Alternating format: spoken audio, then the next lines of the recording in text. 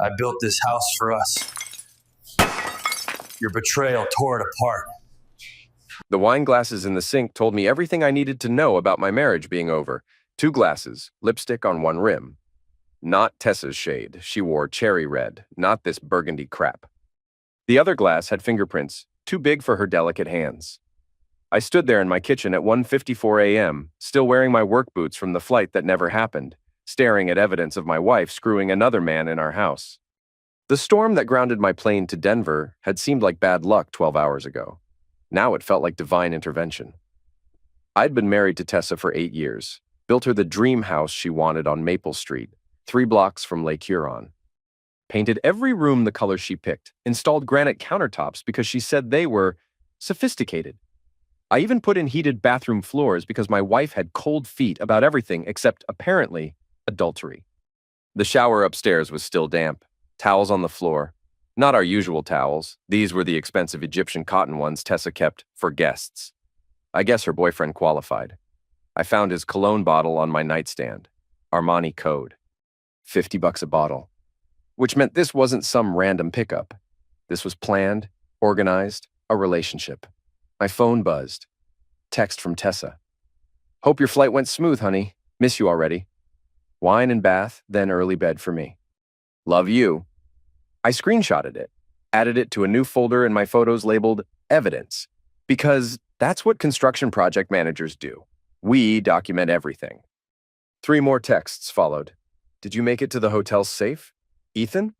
You must be exhausted. Call me tomorrow. At XOXO, I typed back. Landed fine. Dead tired.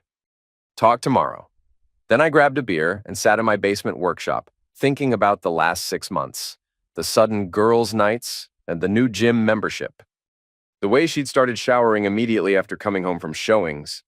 The credit card charges at hotels I'd never been to. I'd ignored it all because I'm a damn idiot who believed in wedding vows. But I'm not stupid, and I don't stay stupid. By 4 a.m., I had a plan. I stayed home sick the next day, called my foreman Jake and told him I'd caught something on the plane. He bought it. Guys in construction get sick all the time from job sites. Tessa kissed my forehead before leaving for the office, all concerned and wife-like. Poor baby, she said. I'll bring you soup tonight. The second her Mercedes pulled out of the driveway, I was moving. First stop, her home office. Tessa kept everything organized in color-coded files because she was obsessive about her real estate business. Made her good at selling houses, terrible at hiding affairs. I found the hotel receipts in her business expenses folder. The Lakeside Inn, the Harbor View Hotel, places 20 minutes from our house, not across the state where she claimed to be showing properties. Receipts for champagne, room service for 2, spa treatments. The dates matched her big showings perfectly. I photocopied everything. Tessa had taught me that. Always keep copies of important documents. Next, I checked our shared laptop. She'd cleared the browser history, but she'd forgotten about auto-saved passwords. Her email account opened right up. The first message I found made my hands shake. Ben, last night was incredible. I can't stop thinking about your hands on me. E is so clueless. Building his little projects while I build something real with you. Can't wait until Saturday. Same room? T. Ben's reply. Your husband's a joke, babe.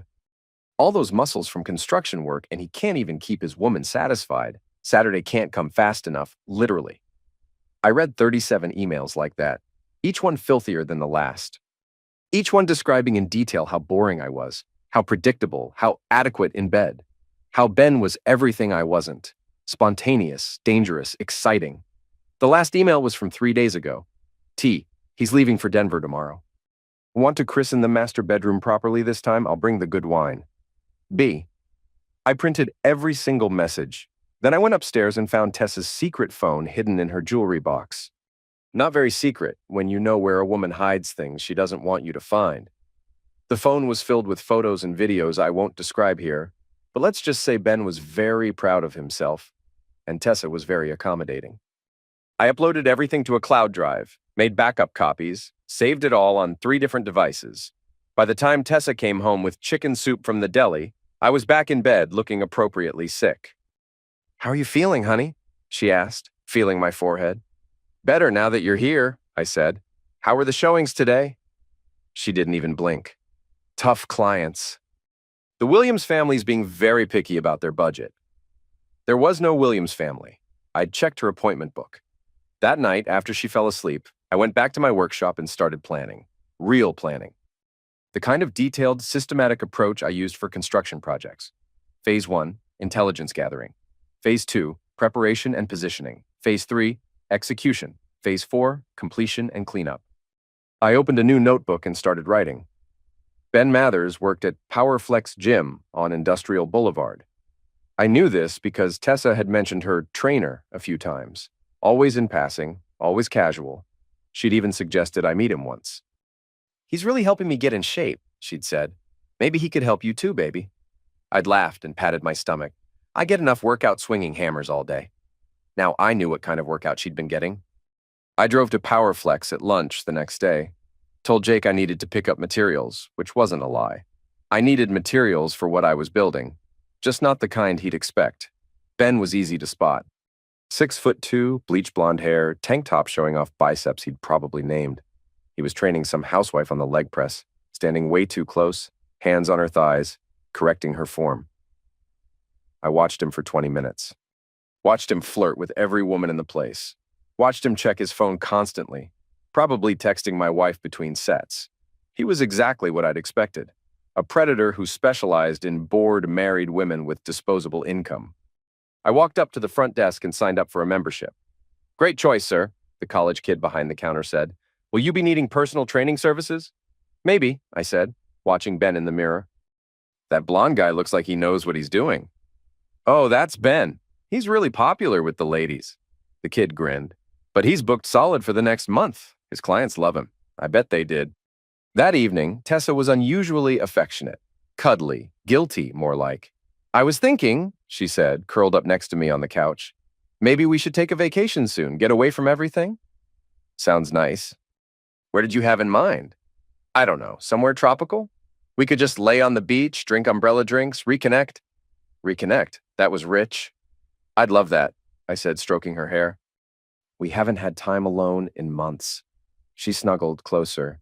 "I know I've been busy with work lately. I'm sorry if I've been distant." "You haven't been distant," I lied. "You've been working hard. I'm proud of you." The guilt was eating her alive. Good. My phone rang. Jake. "Ethan, we got a problem at the Morrison site. Electrical inspection failed. Need you here first thing tomorrow to figure out what went wrong." "I'll be there," I said. Tessa looked disappointed. "Another early day?" "Yeah, but it shouldn't take long. Morrison's been smooth sailing so far." She brightened.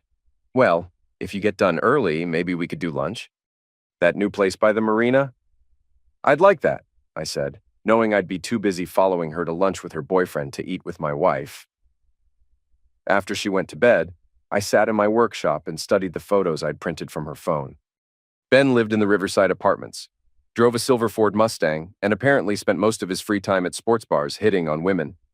I made a list of his regular haunts, his work schedule, his social media posts. The man documented his entire life online, which made surveillance embarrassingly easy. Ben Mathers thought he was smart, stealing another man's wife. What he didn't realize was that he picked the wrong husband to humiliate. The Morrison job was straightforward, a wiring issue that took 2 hours to fix. By 10 a.m., I was parked across from PowerFlex, watching Ben arrive for work in his Mustang. He was late. Strolled in like he owned the place, probably because he knew half the women in town would reschedule their lives around his availability. I followed him inside, changed into workout clothes in the locker room, and positioned myself on a bench press where I could watch his first client. She wasn't Tessa. She was a redhead in her 40s, wedding ring catching the light as Ben helped her with squats. Same routine I'd watched yesterday. Too much touching, too much eye contact, too many compliments about her form. I worked out for an hour, listening to Ben's pickup lines, watching his technique. He was smooth, I'd give him that. Professional enough to avoid maltreatment complaints. Personal enough to make desperate housewives feel special. At 11:30, he checked his phone and grinned, texted back immediately. My phone buzzed 5 seconds later. "Honey, something came up at work. Rain check on lunch? I'm so sorry. Love you." I texted back, "No problem. Work first. Love you too." Ben finished with his client and headed for the locker room. I waited 5 minutes, then followed. He was on the phone, back turned, voice low. Yeah, babe, I cleared my afternoon. No, he's at some job site fixing wires like a good little electrician. Lakeside Inn, same room. I already checked us in. I memorized every word. When he hung up and turned around, I was tying my shoes on the bench behind him. Excuse me, I said. You're Ben, right? I've been watching you train clients. Very impressive. He puffed up like a peacock. Thanks, man. You new here? Yeah, just joined. My wife's been talking about getting a trainer. Says all her friends rave about some guy named Ben at Powerflex. Figured you must be good. Your wife's got good taste in trainers, he said, flexing unconsciously. What's her name? I might know her. Tessa Graves. His whole face changed. For just a second, panic flashed across his features before the smooth mask slipped back into place. Oh yeah, Tessa. Great lady. Really dedicated to her fitness goals. That's what she tells me. Says you've been very hands-on with her training. He laughed, but it sounded forced. I give all my clients personalized attention. I bet you do. I stood up, made myself look casual. Well, maybe I'll book a session soon, learn some of your techniques. Sure thing, man. Just talk to the front desk. I walked away, leaving him standing there wondering how much I knew. Not enough to do anything about it yet, but enough to plant seeds of doubt. That was the thing about guys like Ben. They were confident until they realized they might get caught. Then they started making mistakes. I was counting on those mistakes. That afternoon, I called in a favor from my buddy Tom, who worked at the county clerk's office. Tom owed me for helping him finish his basement last spring. I need you to look up some property records for me, I said. Quiet-like. What kind of records?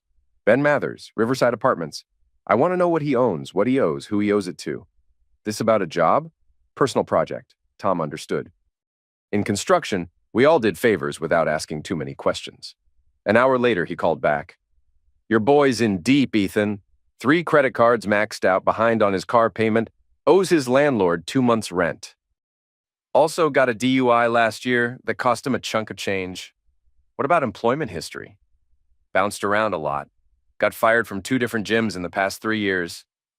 Sexual maltreatment complaints at the last place, but nothing stuck. I wasn't surprised. Men like Ben left trails of destruction wherever they went.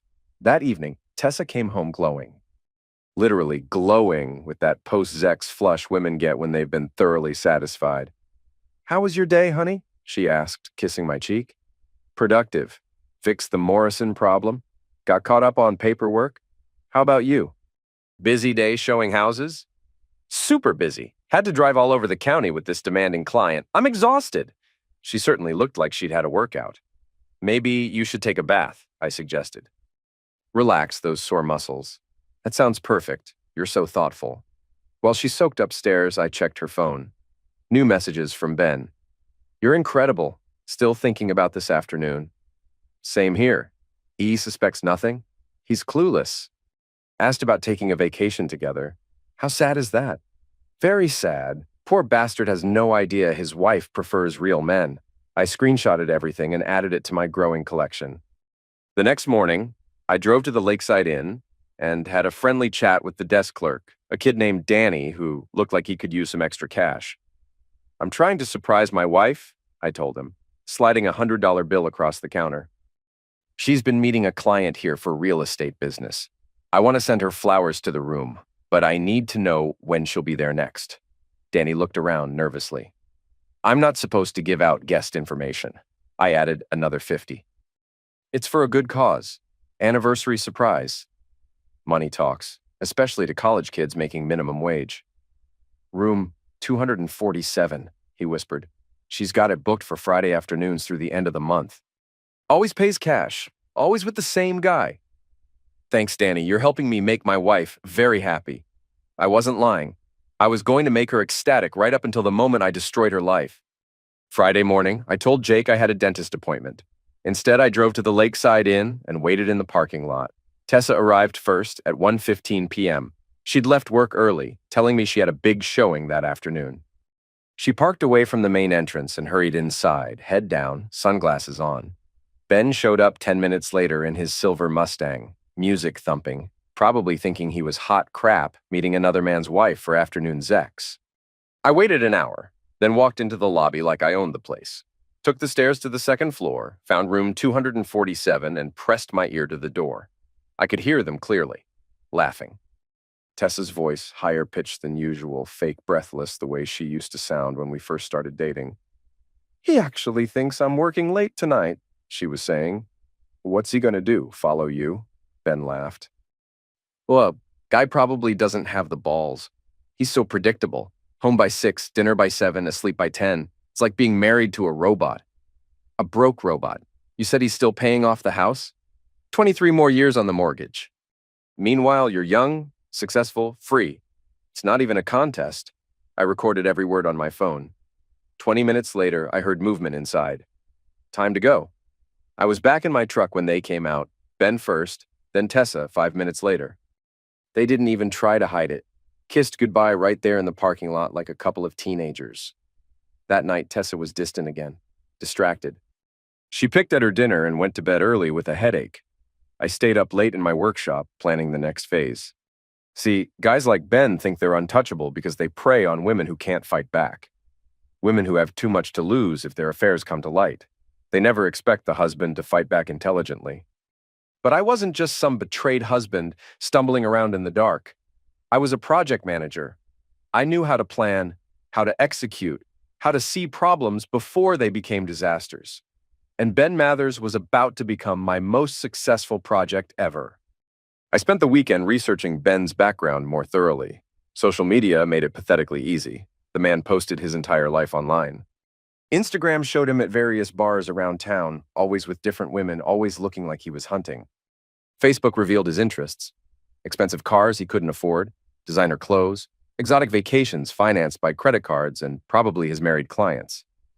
LinkedIn was the most interesting.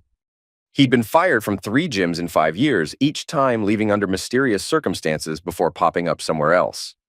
The pattern was clear. He'd seduce clients until someone complained or someone's husband got suspicious, then he'd move on. PowerFlex was just his latest hunting ground. Monday morning, I called PowerFlex and asked to speak to the manager. "Hi, this is Ethan Graves. My wife Tessa is one of Ben's clients, and I wanted to discuss some concerns about their training sessions." The manager, a woman named Lisa, sounded immediately defensive. "What kind of concerns, mister?" "Graves?" "Well, Ben's been texting her at all hours, asking to meet outside the gym for additional training.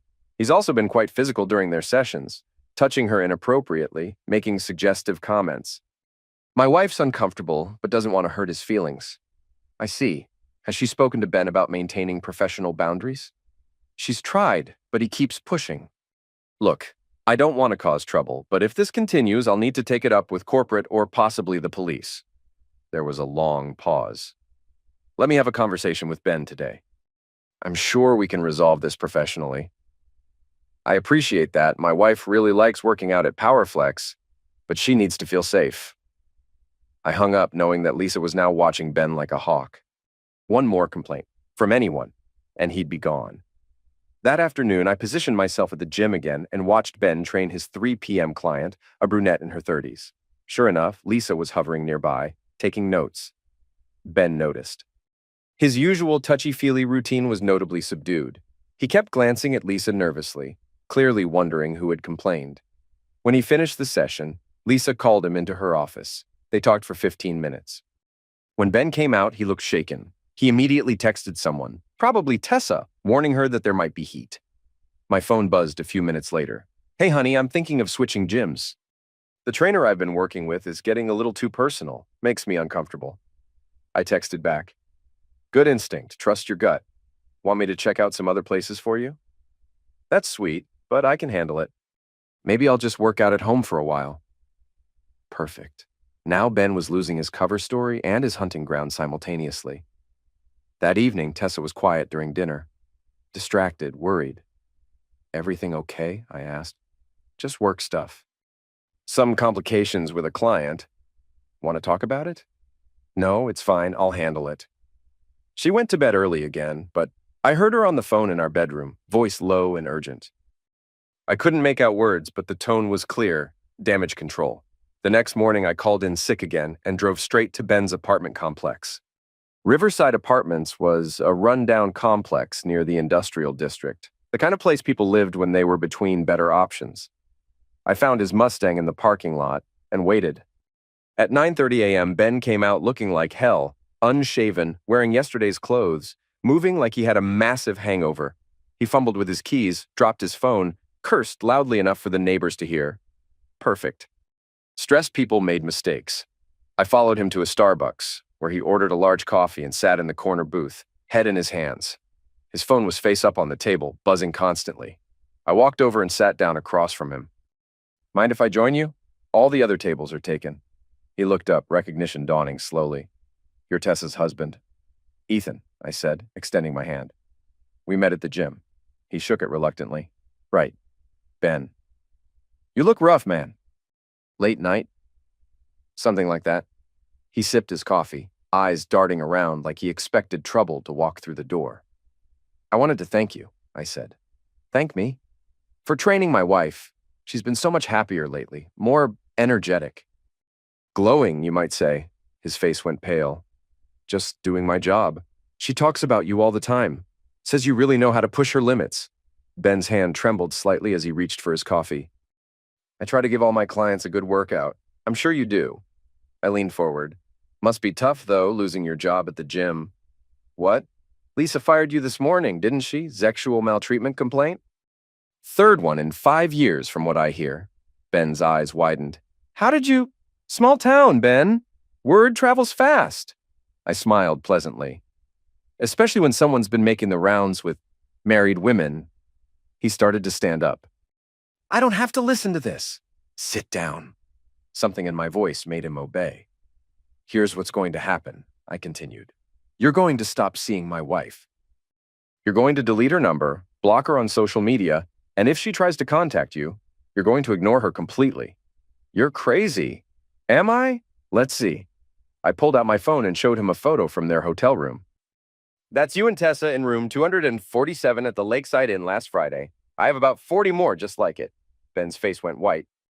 I also have the emails, the text messages, the hotel receipts, and a recording of your conversation where you called me a broke robot with no balls. I put the phone away. Want to revise your assessment of my mental state? What do you want? I want you to disappear. Leave town. Tonight.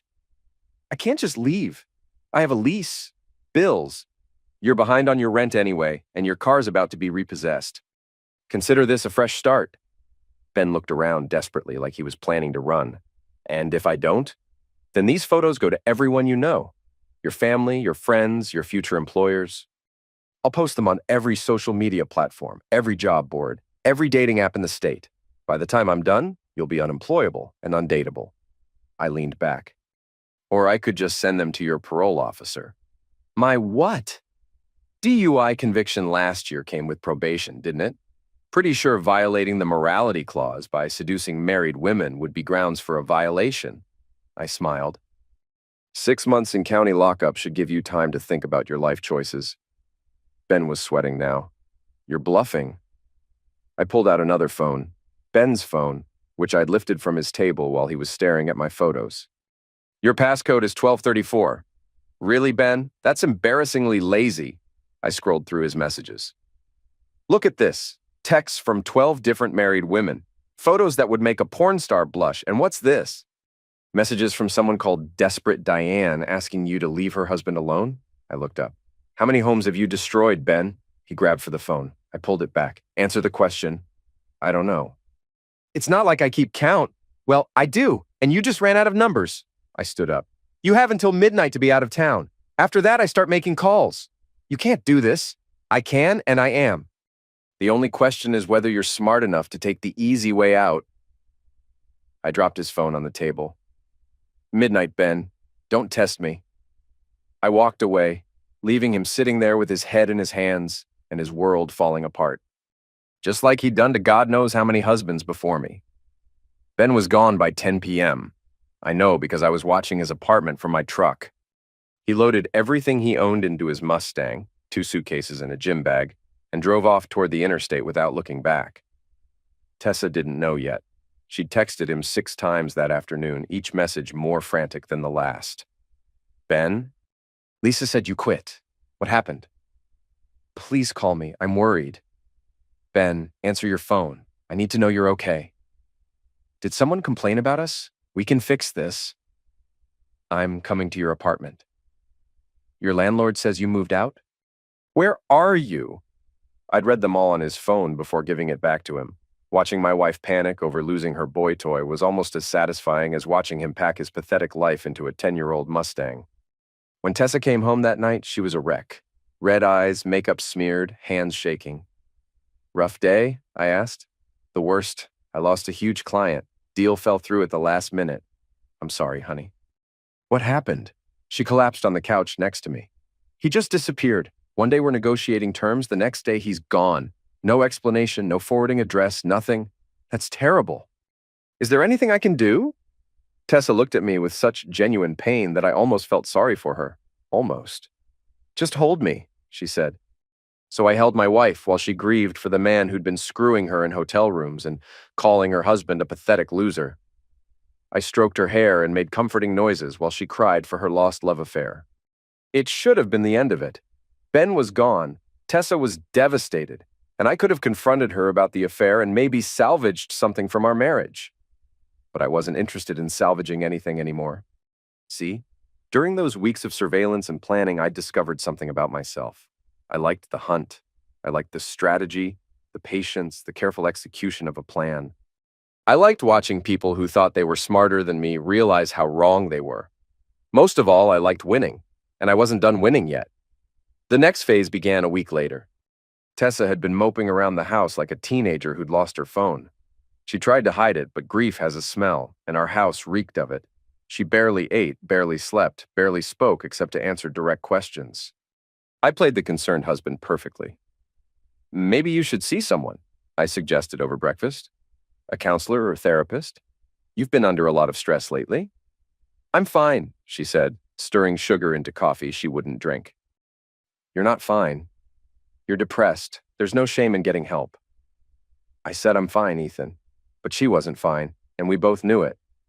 That afternoon, while she was showing houses to actual clients, I went through her things again. The burner phone was gone, probably thrown away when Ben disappeared. But I found something better in her jewelry box. A key card from the Lakeside Inn, room 247. She'd kept it as a memento, a physical reminder of her great love affair. I pocketed it and drove to the hotel. Danny was working the front desk again, looking bored out of his mind. Hey, Danny, remember me? Surprise flowers for the wife? His face lit up. Sure. How'd that work out? Great. Thanks to you. Listen, I need another favor. I slid 100 across the counter. My wife left some things in room 247, personal items. I'd like to get them back before housekeeping throws them away. Danny looked around nervously. I'm not supposed to let guests into rooms without proper ID. She's still registered under Tessa Graves. I can show you my ID. Same last name. Just want to grab her stuff real quick. Another 50 joined the first 100. I guess it would be okay, Danny said. But make it fast, and if anyone asks, you were never here. Deal. Room 247 was exactly what I'd expected from a cheap affair hotel. Generic furniture, thin walls, a bed that had seen more action than a combat medic. But it was clean, and it smelled like expensive perfume and desperation. I searched every inch of that room. In the nightstand drawer, I found a bottle of massage oil and a pair of earrings that definitely belonged to my wife. Under the bed, I discovered a tie that was obviously Ben's. Silk, probably cost more than he could afford. But the real prize was taped to the underside of the bathroom sink. A flash drive. Ben had been making videos. I plugged it into my laptop and found 6 hours of footage spanning 3 months. Not just Zach's, though there was plenty of that, but conversations, intimate discussions about their future together, about leaving their respective partners, about starting fresh somewhere else. In one video, Tessa was crying. I feel so guilty, she said. Ethan's a good man. He doesn't deserve this. But you deserve to be happy, Ben replied, and you're not happy with him. I know, it's just, we've built a life together. The house, our friends, everything. So we'll build a new life. Better life, you and me. What if he finds out? He won't. Guy's too trusting for his own good. Besides, what's he going to do about it? He needs you more than you need him. In another video, they were planning their escape. I've got some money saved, Tessa said. Not much, but enough to get us started somewhere else. Where do you want to go? Somewhere warm. California, maybe. Start over completely. What about your business? I can sell real estate anywhere. It's not like I'm emotionally attached to this place. This place, our home. The town where we'd met, where we'd been married, where I'd built everything I thought mattered. The last video was recorded just 2 days before I confronted Ben. Tessa was pacing around the hotel room, excited, talking fast. I think he's getting suspicious, she said. He asked about my schedule yesterday, wanted to know specifics about clients. Maybe we should be more careful. Or maybe we should just do it. Leave. Tonight. Are you serious? Why not? We've been talking about it for months. I'm tired of sneaking around, tired of living a lie. What about the money? I thought you needed more time to save up. Tessa smiled, and in that smile, I saw the woman I'd married disappear completely. I've been skimming from our joint account for months, she said. He never checks the statements. I've got almost $30,000 saved up in a separate account. $30,000. Money I'd earned swinging hammers and managing construction sites while she planned her new life with her boyfriend. I copied everything to multiple drives, then put the original flash drive back where I'd found it. Walking out of that hotel room, I felt something I hadn't expected, relief, because now I knew exactly who I was dealing with, and I knew she deserved everything that was coming to her. 3 weeks after Ben disappeared, Tessa was still a ghost of herself. She'd lost weight, developed dark circles under her eyes, and started drinking wine with breakfast. She'd also stopped pretending to care about our marriage. I need some time to think, she announced one evening. Maybe I should visit my sister in Portland for a few weeks. If that's what you need, I said. You don't mind? Of course I mind. But if it helps you feel better, then go. She booked a flight for the following weekend, first class, on our credit card, to visit a sister who lived in Sacramento, not Portland. Another lie to add to the collection. The night before her flight, she was packing upstairs when her phone rang. She answered on the first ring. Hello? Hope in her voice. Desperate hope. Her face fell immediately. Oh. Hi, Mom. I listened from the hallway as she made small talk with her mother, her voice flat and lifeless. When she hung up, I heard her crying. Not the gentle tears of sadness, but the ugly sobs of someone whose world had collapsed. Part of me wanted to walk in there and comfort her, tell her I knew about Ben, that we could work through it, that people made mistakes and marriages could survive infidelity. But then I remembered the videos, her laughing about how clueless I was, her stealing $30,000 from our joint account, her planning to disappear without a word, leaving me with a mortgage and a broken heart and no explanation.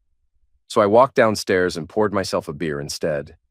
The next morning, I drove her to the airport. Call me when you land, I said, kissing her goodbye. I will. I love you, Ethan. Love you too. She walked through security without looking back, pulling her suitcase behind her like she was dragging the weight of her guilty conscience. I waited until her plane took off, then drove straight to the bank.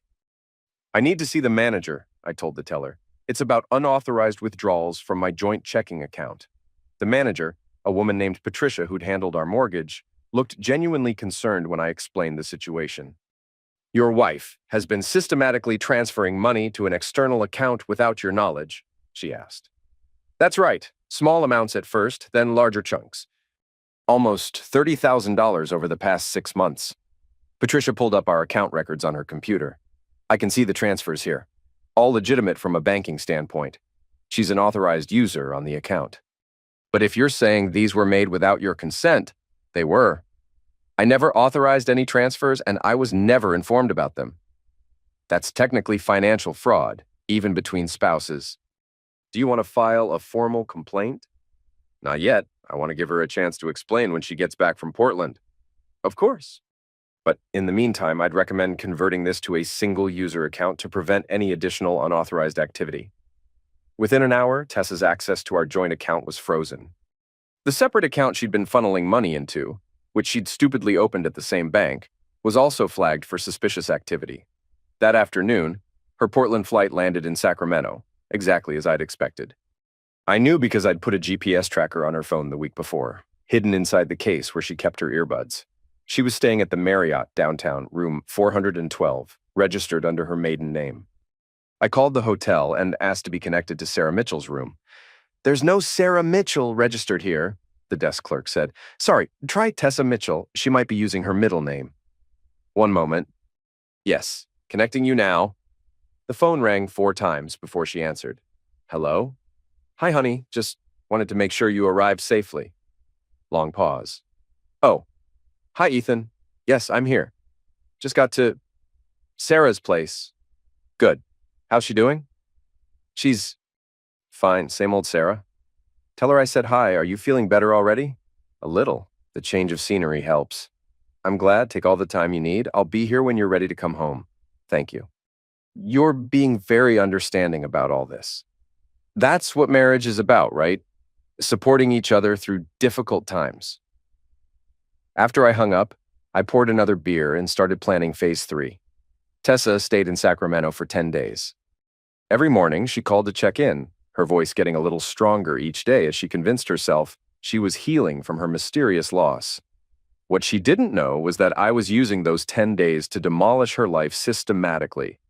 First, I contacted every hotel within 50 miles of Sacramento and sent them Ben's photo, claiming he was a con artist who'd been scamming women at upscale establishments.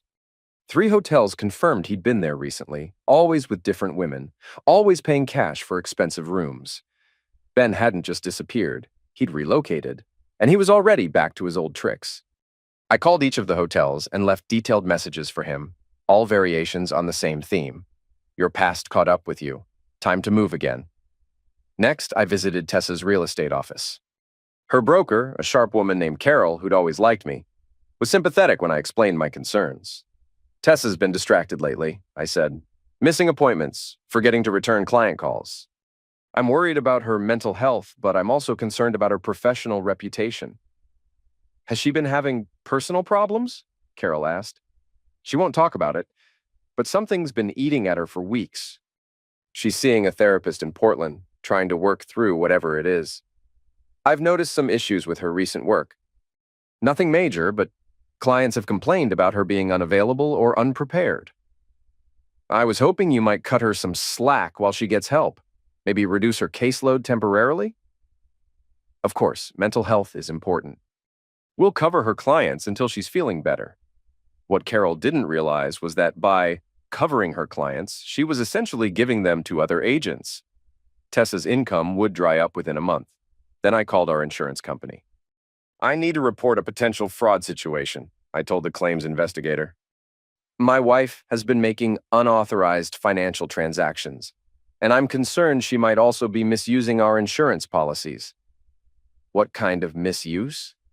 She's been spending time in hotels with someone who isn't her husband, charging everything to our credit cards.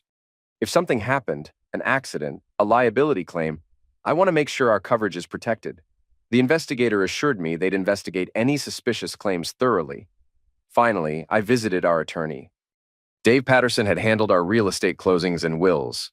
He knew us as the happy couple who always brought homemade cookies to meetings.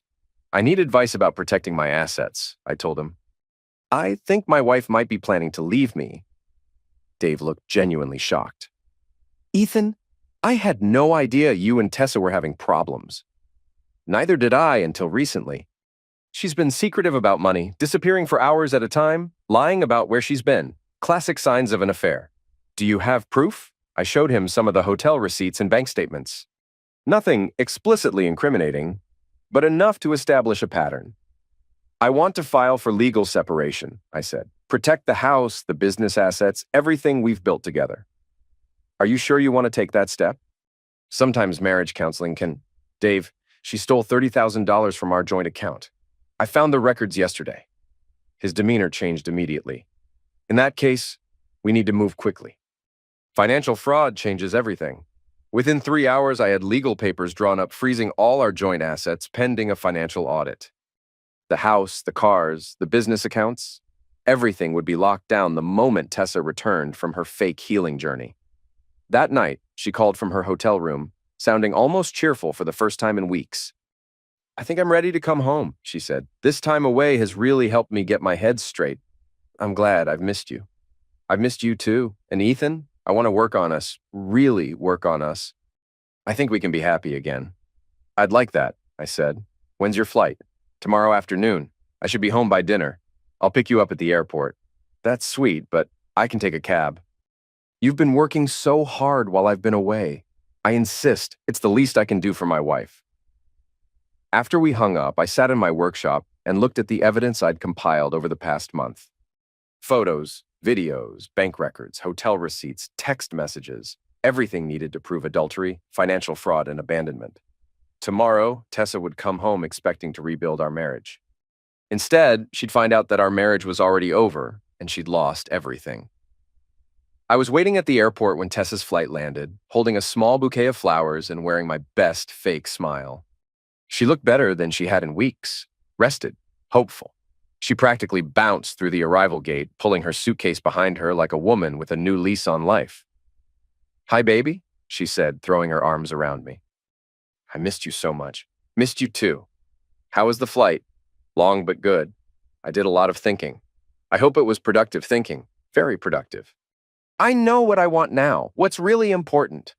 We held hands walking to the car, just like we used to when we were happy. She chattered about her sister and the conversations they'd had, painting an elaborate fiction about her healing process. I let her talk. There would be plenty of time for truth later. "Are you hungry?" I asked as we pulled out of the airport parking garage. "We could stop somewhere for dinner. Actually, I was hoping we could just go home." "Order pizza, open some wine, talk about the future." "Sounds perfect." The drive home took 25 minutes. Tessa spent most of it apologizing for being distant and difficult, promising to be a better wife, talking about couples therapy and renewed commitment. I made appropriate noises at appropriate times, but mostly I was thinking about the legal papers waiting on our kitchen table. When we pulled into our driveway, everything looked normal. Porch light on, lawn freshly mowed, flower beds Tessa had planted blooming cheerfully in the fading daylight. "God, it's good to be home," she said, squeezing my hand. Inside, I helped her with her suitcase, took her coat, asked about wine preferences, playing the part of the loving husband welcoming his wife home from a restorative trip. "Why don't you get comfortable?" I suggested. "I'll open a bottle of that Pinot you like." "That sounds wonderful. And Ethan? Thank you for being so patient with me. I know I haven't been easy to live with lately. Everyone goes through difficult times. What matters is how we handle them together." She kissed me softly. "I love you. I love you too." She went upstairs to change while I opened the wine and arranged the legal documents on the kitchen table next to the pizza menus and her favorite takeout chopsticks. When she came back down wearing yoga pants and one of my old college sweatshirts, she looked like the woman I'd married. Comfortable, familiar, home. Then she saw the papers. "What's all this?" she asked, picking up the top document. "Legal separation agreement," I said, pouring wine into 2 glasses. "I filed it 3 days ago." The color drained from her face. "What?" "I know about Ben." She set down the document like it had burst into flames. "I don't know what you're talking about." "Ben Mathers, personal trainer at Powerflex Gym. Silver Mustang, Riverside Apartments, partial to expensive hotels and other men's wives." Tessa's legs gave out. She collapsed into a kitchen chair, staring at me like I was a stranger. "I know about the Lakeside Inn," I continued. "Room 247.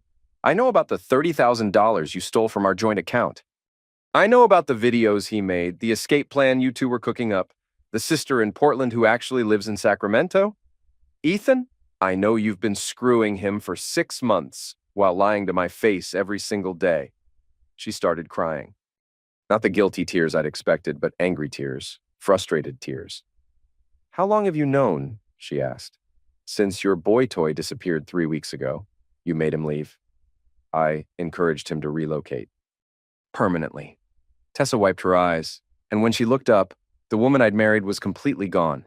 In her place was someone harder, colder, more calculating. "So what now?" she asked. "You humiliate me with legal papers and kick me out of my own house? This isn't your house. It's my house. I bought it, I pay the mortgage, and according to these papers, you have no legal claim to it." "That's not true. We're married. Everything is community property." I slid another document across the table. "Not when one spouse commits adultery and financial fraud. Michigan is a fault-based divorce state, Tessa. Cheating wives don't get rewarded with half their husband's assets." She scanned the papers, her face getting paler with each page. "You can't prove any of this." I pulled out my laptop and opened the video folder. 6 hours of footage from your hotel room, you and Ben planning your new life together while spending my money and laughing about how stupid I was. The first video started playing automatically. Tessa's voice filled the kitchen. He's so predictable. Home by 6, dinner by 7, asleep by 10. It's like being married to a robot. I closed the laptop. Would you like to see more? Tessa stared at the blank screen for a long moment. When she finally looked up, her eyes were full of hate. You bastard, she whispered. I'm the bastard. I'm not the one who spent 6 months screwing a personal trainer while stealing money from our joint account. Ben made me feel alive again. When's the last time you made me feel anything? Apparently never, according to your video diary.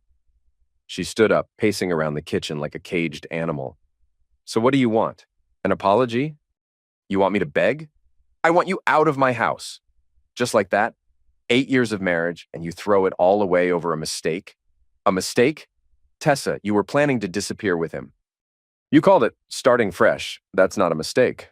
That's premeditated abandonment. I never went through with it. Only because he got scared and ran. If he'd stayed, you'd be gone right now, and I'd be sitting here wondering what happened to my wife. Tessa slammed her hand on the table. Fine. You want a divorce? You'll get a divorce. But I'm not walking away empty-handed. I helped build this life too. Actually, you are walking away empty-handed. Read the papers. She grabbed the separation agreement and flipped through it frantically. This is insane. You can't take everything. I'm not taking anything. I'm keeping what was already mine. The house is in both our names. The mortgage is in my name. You signed a quit-claim deed when we refinanced 2 years ago, remember? For tax purposes. Her face went white. You planned this?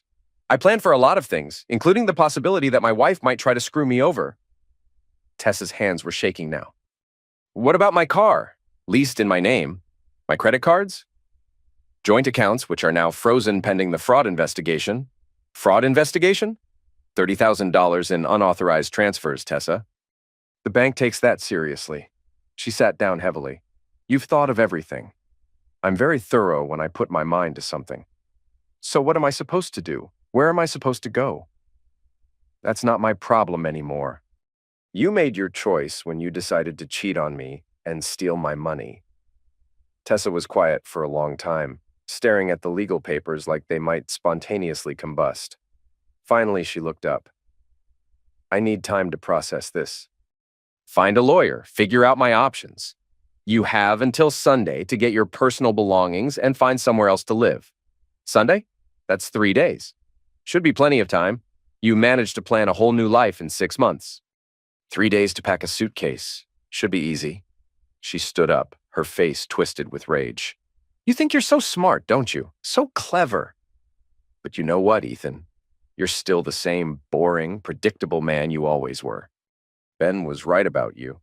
Ben was a loser who got fired from 3 different gyms for sexual maltreatment and couldn't afford to pay his rent. If that's your idea of an upgrade, your standards are lower than I thought. At least he made me feel wanted. He made you feel used. There's a difference. Tessa grabbed her purse and headed for the door. I'm going to a hotel. We'll finish this conversation when I have legal representation. Take your time, I'll be here. She paused at the door. 8 years, Ethan. 8 years of marriage, and you're throwing it away without even trying to work things out. You threw it away the first time you screwed him. I'm just cleaning up the mess. The door slammed hard enough to rattle the windows. I sat alone in my kitchen, surrounded by legal papers and evidence of my wife's betrayal, and realized I felt better than I had in months. Phase 3 was complete. Now came the fun part. Tessa didn't just hire a lawyer, she hired the most expensive divorce attorney in the county. William Hartman had a reputation for getting cheating spouses more money than they deserved, mostly by dragging proceedings out until their sufferers gave up and settled. I found out because Hartman called me personally on Monday morning. Mr. Graves, this is William Hartman representing your wife in divorce proceedings. I'd like to schedule a meeting to discuss settlement options. I'm not interested in settling. Everything I want is already outlined in the legal separation. I think you'll find that Michigan law is more favorable to my client than your current documents suggest. And I think you'll find that adultery and financial fraud are still serious. Legal issues, regardless of your client's gender. Hartman's tone sharpened. Are you represented by counsel, Mr. Graves? Dave Patterson is handling my interests. I'll contact Mr. Patterson directly. But I should warn you, contested divorces can be expensive and emotionally draining for everyone involved. I'm prepared for both. I hope you are. My client is determined to fight for her fair share of the marital assets. After he hung up, I called Dave. Hartman's a shark, he warned me. He'll drag this out for years if he thinks it'll benefit his client. Let him try. I've got video evidence of her planning to abandon the marriage and steal community property. How's he going to explain that to a judge? He'll probably argue that the videos were obtained illegally. Hotel room was rented in her name, using our credit card. No expectation of privacy in a space I was paying for. Dave chuckled. You really did think this through, didn't you? I had a lot of time to plan while she was screwing her trainer. That afternoon, I got a text from an unknown number. We need to talk. Coffee at Midnight Beans on 5th Street. 1 hour. I showed up out of curiosity more than anything else. Tessa was already there, sitting in a corner booth wearing sunglasses indoors like some kind of celebrity avoiding paparazzi. She'd lost more weight. Her clothes hung loose, and she had that hollow-cheeked look people get when they stop eating properly. You look terrible, I said, sitting across from her. Thanks. You look smug. I feel smug. She pulled off the sunglasses. Her eyes were red-rimmed and exhausted. Hartman says you're being unreasonable. Hartman says whatever his clients want to hear. That's how he stays expensive. He also says the videos might not be admissible in court. Maybe not. But they'll definitely be admissible in the court of public opinion. Tessa's face went pale. What's that supposed to mean? Small town, Tessa. People talk. How long do you think your real estate career will last when everyone knows you're a cheating thief? You wouldn't. Try me. She leaned forward. What do you want, Ethan? Money? I'll pay back what I took from the account. It's too late for that. Then what? Revenge? You want to humiliate me? I want justice. This isn't justice. This is cruelty. I laughed. Cruelty? You screwed another man in our bed while I was working 60-hour weeks to pay for your lifestyle. You stole $30,000 and planned to disappear without a word. But I'm the one being cruel? I made mistakes. You made choices. Every single thing you did was a choice. The lying, the cheating, the stealing, all choices. Tessa started crying. Real tears this time, not the manipulative kind she'd perfected over the years. I'm sorry, she whispered. I know that doesn't fix anything, but I am sorry. Sorry you got caught. No, sorry I hurt you. Sorry I threw away what we had. We didn't have anything, Tessa. That was the problem. You wanted excitement, adventure, passion, all the things I apparently couldn't give you. So you went looking for them somewhere else. Ben was a mistake, a stupid, selfish mistake. Ben was a symptom. The disease was our marriage. She wiped her eyes with a napkin. So there's no chance, no way to fix this? Would you want to fix it, really? Even if I forgave you, even if we went to counseling and worked through the trust issues, would you be happy married to a boring, predictable construction worker? Tessa was quiet for a long time. I don't know, she finally admitted. That's the most honest thing you've said in months. She put her sunglasses back on. Hartman thinks we can drag this out for 2 years. Make it so expensive, you'll eventually settle. Hartman doesn't know me very well. No, but I do. You don't like conflict, Ethan. You never have. Eventually, you'll get tired of fighting and give me something just to make it go away. I leaned back in my chair. You know what the difference is between construction work and divorce proceedings? What? In construction, when something's broken beyond repair, you tear it down and start over. You don't waste time and money trying to fix something that's structurally unsound. So that's it? 8 years and you just tear it all down? You tore it down, Tessa. I'm just cleaning up the debris. She stood up to leave, then paused. For what it's worth, you were a good husband. Better than I deserved. I know. After she left, I sat in the coffee shop for another hour thinking about the woman I'd married and the stranger she'd become. Or maybe she'd always been that stranger, and I'd just been too trusting to see it. Either way, it didn't matter anymore. The divorce took 8 months to finalize. Hartman tried every trick in his playbook, delaying tactics, frivolous motions, character assassination attempts. He accused me of emotional misuse, financial manipulation, and illegal surveillance. None of it stuck. Dave Patterson might not have been as expensive as Hartman, but he was twice as smart and 3 times as prepared. Every piece of evidence was documented, every legal precedent researched, every procedural move anticipated. The videos were ruled inadmissible, but the hotel receipts, bank records, and text messages painted a clear enough picture. Tessa had committed adultery and financial fraud, which under Michigan law disqualified her from claiming community property rights.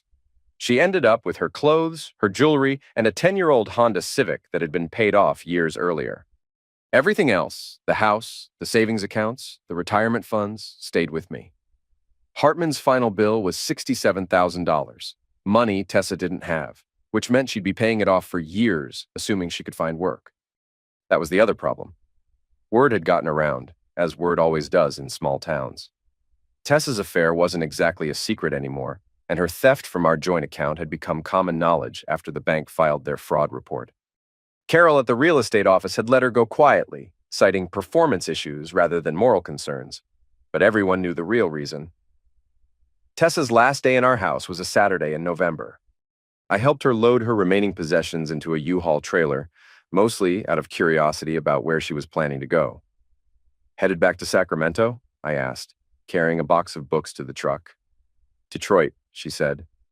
I found a job with a property management company. Starting over? Something like that. We worked in silence for another hour. She packed efficiently, taking only what was legally hers and leaving everything that reminded her of our marriage behind. When the trailer was full, she stood in our driveway, my driveway now, looking at the house we'd bought together 8 years earlier. It's a good house, she said. It is. You'll be happy here. I already am. She climbed into the rental truck and started the engine. Through the open window, she looked at me one last time. I really am sorry, Ethan. I know. Do you think you'll ever forgive me? I thought about it for a moment. Probably. But I'll never trust you again, and I'll never forget what you did. That's fair.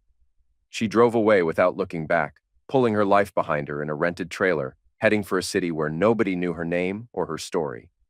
I watched until the truck disappeared around the corner, then went inside to start the rest of my life. 2 years later, I got a call from Jake. You remember Ben Mathers? He asked. That trainer who used to screw around with married women. Vaguely. What about him? He's dead. I almost dropped my beer. Dead how? Car accident in Phoenix. Apparently he was banging some mob lawyer's wife and the husband found out. Ben tried to run, crashed his car into a bridge abutment at 90 miles an hour. Jesus. Gets better. Turns out he had gambling debts all over Arizona. Word is, even if the husband hadn't eliminated him, the bookies would have. After Jake hung up, I sat on my porch thinking about karma and consequences. Ben had spent his life destroying other people's marriages for temporary pleasure, never considering that eventually he'd pick the wrong woman or cross the wrong man. In the end, his arrogance eliminated him.